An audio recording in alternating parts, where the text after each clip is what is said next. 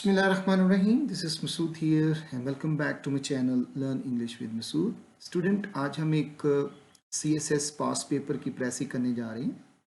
प्रेसी करने के वही रूल्स हैं जो आपने पिछली वीडियोस में देखी होंगी। अगर वो अभी तक आपने वो वीडियो नहीं देखी हुई तो उसको देख लीजिएगा।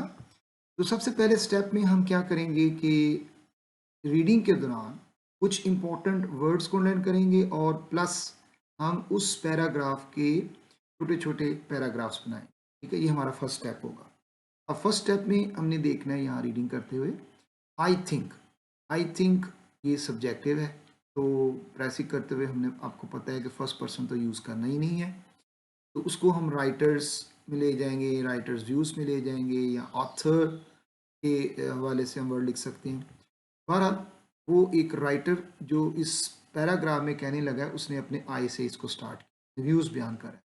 अब वेरी थर्ड वर्ड आपको बता रहा है कि ये एजुकेशन के बारे में बात होने, ठीक है। अब modern education theorist are inclined, उसने बात शुरू इस तरह की है कि जो मॉडर्न थ्योरी है, जो एजुकेशनिस्ट हैं, वो एजुकेशन को क्या समझते हैं। इनक्लाइंड मतलब टेंट, इंटरेस्ट, टू अटैच, यहाँ पर वो कह रहा है to attach too much importance to the negative virtues of not interfering, यानी कह रहा है कि आजकल के जो मॉडर्न एजुकेशनल थ्योरी हैं उसके मुताबिक वो ये कहते हैं कि हमें जो नेगेटिव एस्पेक्ट्स हैं उनको देखना चाहिए, उन पे फोकस वो ज़्यादा करता है। वो कहता है कि नॉट इंटरफियरिंग विद चिल्ड्रन, यानी बच्चों की ज़ाती ज़िंदगी में इंटरफियर नहीं करना, and too little to the positive merit of enjoying.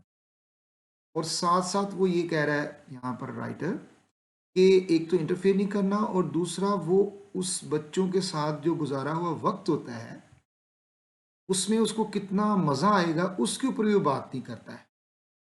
To little का वर्ड यहाँ पर यूज़ किया कि वो इस पे बात नहीं करता है कि बच्चों के साथ जो आप टाइम पास करते हो उसमें कितना एंजॉय कर सकते। Their company, if you have the sort of liking for children, ठीक है।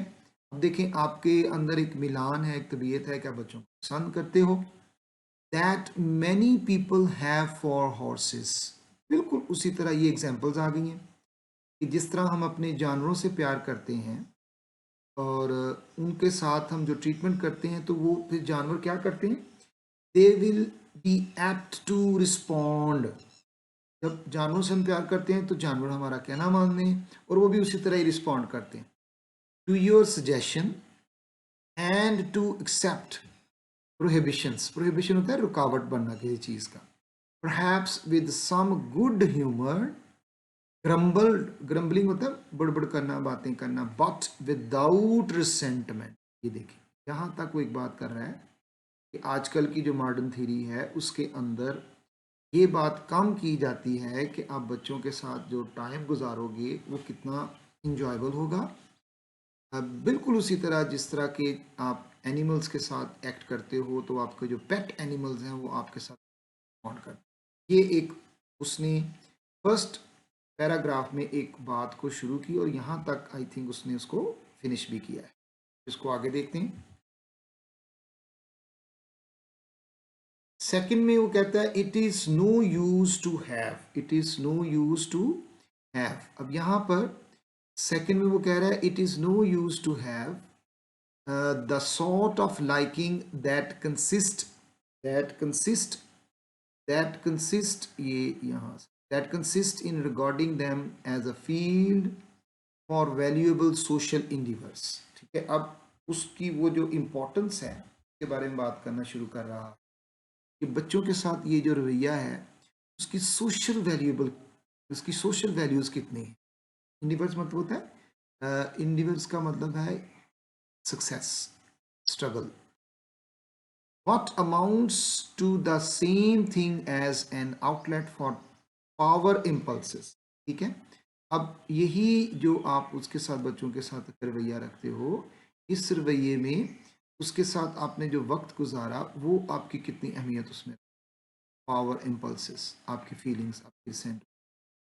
इसके साथ साथ चिल्ड्रन जो है will be grateful for an interest in him that springs from the thought that he will have a vote to secured for your party or a body to be sacrificed to king and country। यहाँ तक ना उसने example दी है कि आप इस तरह बच्चे के साथ बिहेव कर रहे हो कि वो आपके कुछ काम आए, आपको वोट दे, ठीक है।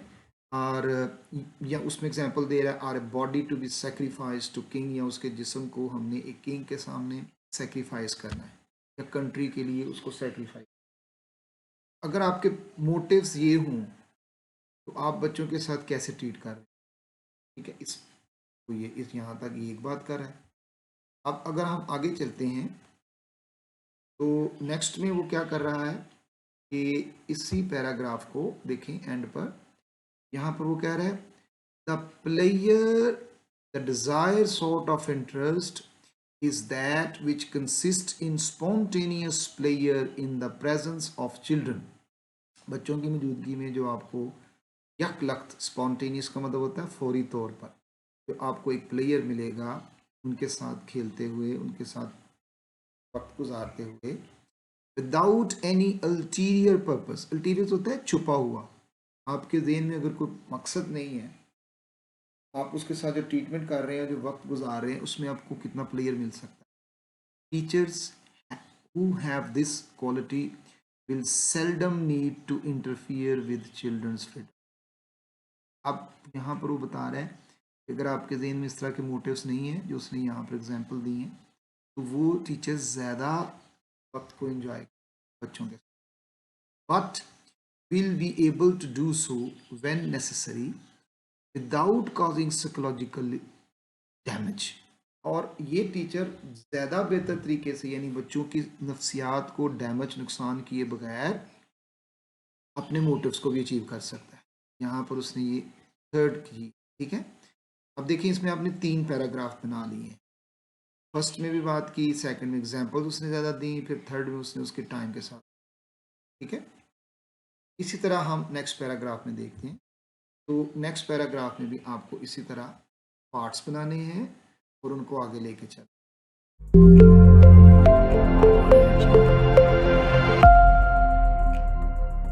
अब सेकंड पैराग्राफ में यहाँ से स्टार्ट करते हुए कहता है अनफॉर्चुनेटली, यानी ऐसा नहीं हुआ, और क्या हो रहा है, it is utterly impossible for overworked. यहाँ पर उसने की दिया कि जो टीचर्स ओवरवर्कड हैं, बर्डनाइज्ड हैं, प्रेशराइज्ड हैं, टू प्रिजर्व एन इंस्टिंक्ट, कि वो ओवरवर्क टीचर जो हैं वो प्रिजर्व यानी महफूज नहीं कर सकते हैं एन इंस्टिंक्ट, वो जो जबिलत है, जो नेचुरल इंस्टिंक्ट है, लाइकिंग फॉर चिल्ड्रंस, यानी उन टीचर्स के अंदर उस तरह की मोहब्बत प्रिजर्व नहीं होगी ओवरवर्कड टीचर्स के ऊपर, यानी वो अपने अंदर बच्चों से सही प्यार नहीं करेंगे। They are bound to come, क्या करेंगे अब इसके against, to feel towards them as the proverbial confectioner's apprentice does। वो बिल्कुल उसी तरह ही सोचेंगे जिस तरह एक मिठाई बनाने वाला और उसका एक स्टूडेंट है, अप्रेंटिस है, और वो रोज़ाना ही वो मैक्रोन्स बना रहा है, तो उसकी क्या फीलिंग्स उसके साथ होंगी, उस बच्चे की, एज कम्पेयर टू जो दूसरे हैं उसके कितना वो उसको पसंद करेंगे, ठीक है। I don't think that education ought to be any one's whole professions. तो इस बात को कंक्लूड करने के लिए वो यहाँ पर कह रहा है कि किसी भी बंदे का पूरी तरह एक ही प्रोफेशन एजुकेशन नहीं हो सकता।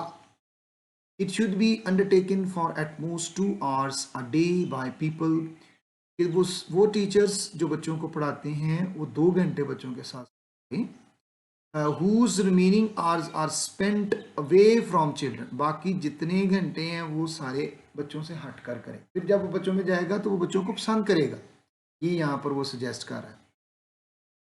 अब नई बात यहाँ पर करते हुए कहता है the society of the young is fatiguing, थकी हुई है जो नौजवान है अगर ओवरबर्डन है, specially when strict discipline.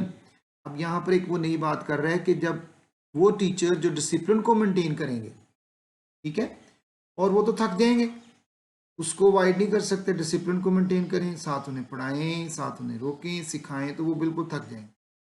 Fatigue, थकावट जो है, in the end produces irritation. अब यहाँ पर वो कह रहा है कि ये जो फटीग है, थकावट है, इसके नताइज जो हैं वो क्या होगा, इरिटेशन उस टीचर में पैदा होगा, which is likely to express itself somehow, whatever theorist the harassed teachers may have taught himself।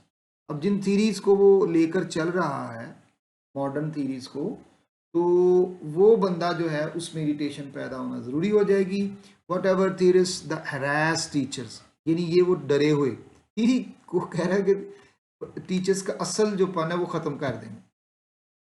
have taught himself or herself to believe, इसलिए फिर वो यहाँ पर कंक्लूड कर रहा है इन लाइन्स में, the necessary friendliness cannot advance as how naughty children are to be treated, since impulse मतलब feelings is likely to lead to the right decisions. अब बच्चा जो है ना उसकी रिस्पॉन्ड नहीं करेगा, वो सही डिसीजन नहीं ले पाए, ठीक है, बट जो टिपिकल जो आपके नॉटी स्टूडेंट है, and almost any decisions will be right, ठीक है, if the child feels that you like him। और दूसरा ये है कि अगर वो बच्चा फील करता है कि आप उससे वाकई पसंद करके के साथ वक्त गुजार रहे हो, तो उसका डिसीजन किसी और तरह होगा, और जिसको आपने ज़बरदस्ती अपने पास रखा हुआ है उसका डिसीजन कुछ और होगा। अब एंड पे ना ये लास्ट लाइन में कंक्लूड भी कर दिया उसने, no rules however are wise, यानी कोई भी रूल फॉलो नहीं हो सकता, यानी वो ऑथेंटिकेट नहीं हो सकता, और अब सब्स्टिट्यूट भी नहीं हो सकता नेमल बदल, फॉर अफेक्शन एंड टैक्स, यानी शफकत और प्यार और एक्टिंग का कोई भी नेमल बदल नहीं हो सकता। तो इस पैराग्राफ में उसने 3 पार्ट्स लिए हैं। इस तरह आपने फर्स्ट फेज पर प्रेसी के पार्ट्स बनाए, और पार्ट्स बनाने के बाद आपने उसमें से कीवर्ड्स निकाले, ठीक है। तो 343 वर्ड्स थे। अब अगर हम 1/3 करें उसको, तो राउंड अबाउट 115 वर्ड्स तक हमें इस प्रेसी को लेके आना है।